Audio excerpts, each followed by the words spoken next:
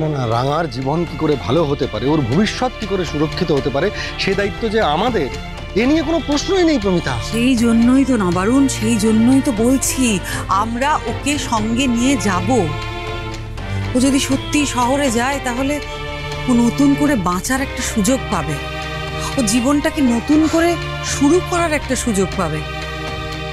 এই মুহূর্তে আমরা ছাড়া ওর ভালো মন্দ ভাবার মতো তো সত্যিই কেউ নেই।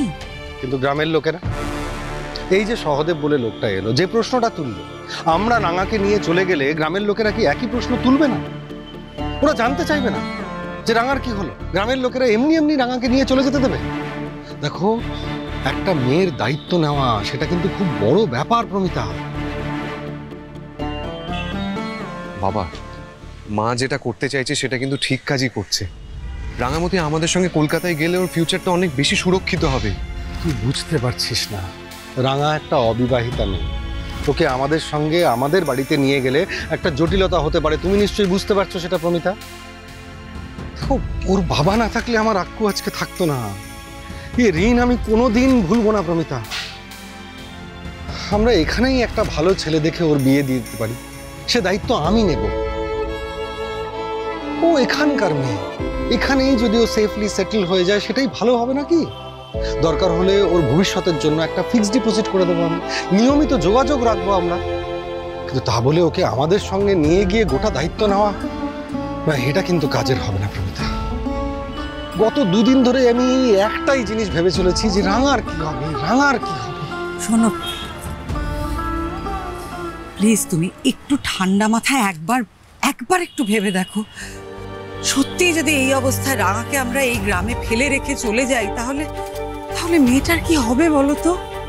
তুমি তো নিজের চোখে দেখলে ওই সহদেব, ও তো একা নয়, ওর মতো আরো অনেকে আছে যারা ওত পেতে রয়েছে। আমরা কখন এই গ্রাম ছেড়ে যাব আর মেয়েটাকে ওরা সবাই মিলে ছিঁড়ে খাবে। রাঙার ভবিষ্যৎ একদম নষ্ট হয়ে যাবে, ওর স্বপ্ন কোনোদিনও পূরণ হবে না। তুমি ভেবে দেখো, এখানকার কারোর সঙ্গে যদি ওর বিয়ে হয়, ওকে কি কেউ কখনো আর্চারি প্র্যাকটিস করতে দেবে? ওকে কিচ্ছু করতে দেবে না নবারুণ, কিচ্ছু না।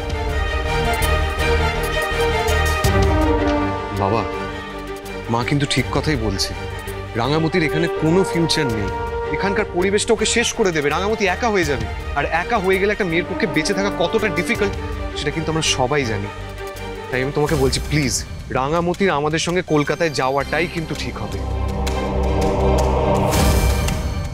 ভালো করে ভেবে নাও প্রমিতা, যা করবে খুব ভালো করে ভেবে করবে। এই যে আজকে তুমি যে সম্মান নিয়ে এখান থেকে যাচ্ছ, কাল যদি রাঙার কোনো সমস্যা হয় জীবন, তাহলে এই সম্মান কিন্তু এক নিমেষে ধুয়ে মুছে যাবে। গ্রামবাসীরা ভাববে যে শহরের লোকজনেরা এসে গ্রামের একটা সহজ সরল মেয়ের জীবন জাস্ট নষ্ট করে দিল।